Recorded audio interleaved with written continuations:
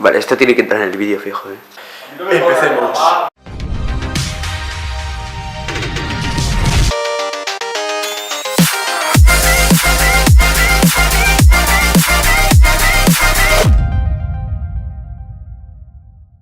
Un coche autónomo es básicamente un vehículo que imita las capacidades humanas de manejo y control y percibe el medio que le rodea para desplazarse en consecuencia.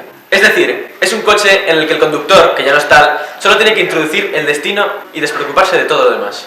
Aunque también hay diferentes grados o niveles de autonomía dependiendo de la necesidad de la figura del conductor humano. Los coches autónomos utilizan una serie de sensores para recopilar toda la información acerca de su alrededor. Son como los sentidos en un ser humano. Primero tenemos al radar. Los radares emiten ondas electromagnéticas como los submarinos o los barcos que al rebotar en un objeto revelan la posición respecto al coche.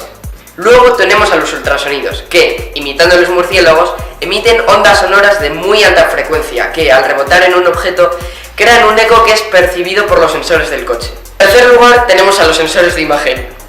Cámaras. Es como los ojos y oídos de un ser humano. Tiene la capacidad de generar millones de haces y una visión de 360 grados alrededor del vehículo, con una longitud de alrededor de 2 campos de fútbol.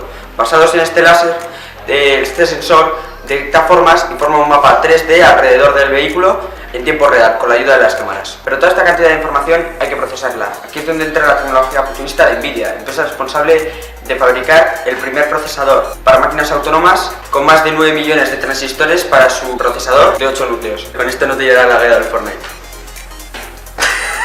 Están bastante claros los beneficios. Los principales problemas a los que tendrán que enfrentarse los científicos e ingenieros de todo el mundo son, por ejemplo, los altísimos costes que tiene el LiDAR de 150.000 euros. Además, estos coches tendrán implementada la tecnología 5G, que les permitirá transmitir datos a velocidades increíbles. Cuando pensamos en un sistema de control para un coche autónomo, es fácil caer en la tentación de imaginar que los algoritmos que los controlan se asemejan a las normas de programación clásicas, del estilo if y else. Por ejemplo, si se cruza un peatón en medio de la calle, entonces se reducirá la velocidad, llegando a frenar si fuere necesario. Es evidente que esa forma de pensar no es adecuada, ya que el número de situaciones posibles es muy elevado, y por lo tanto es necesario un sistema capaz de generalizar. Es mucho más práctico implementar un algoritmo de Machine Learning al que se entrena con distintas imágenes que ejemplifican todas las situaciones posibles. Es decir, un robot que aprende por sí mismo. Aunque estos coches están todavía muy lejos de la perfección, en 2018 una mujer fue atropellada por un coche de Uber que estaba en modo autónomo, en plena vía pública. El coche golpeó a la mujer mientras cruzaba un paso de peatones y ésta murió. Esto nos lleva a preguntarnos quién cargará con la culpa en los futuros accidentes de estos vehículos y qué vidas son más importantes a la hora de decidir en ciertos dilemas morales. ¿Quién vale más, el pasajero o el peatón?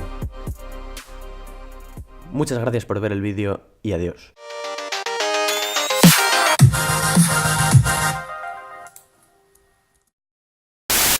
A mí me hace gracia, tío. No.